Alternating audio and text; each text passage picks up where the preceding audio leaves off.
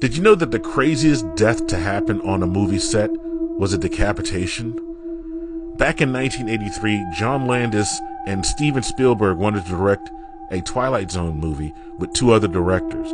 They were supposed to be four different directors to shoot their own part, and they were going to come together and make one movie. Landis hired veteran actor Vic Morrow and illegally hired two children and actually paid their parents under the table.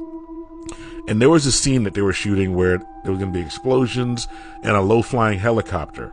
However, during the scene, the helicopter tail spun and decapitated Vic Morrow and the child he had in his head and fatally crushed the other child.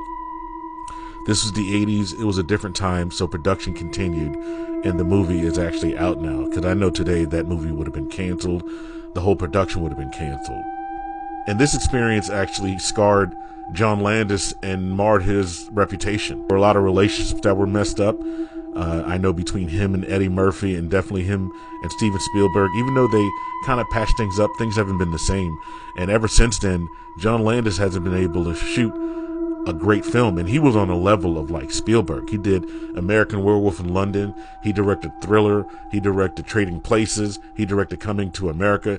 I mean, a talented director, but trying to cut corners definitely scarred his career. What do you think about watching a movie with an actor knowing that they died during production? I mean, Crow is a cult classic, and everybody knows that Brandon Lee died during that movie.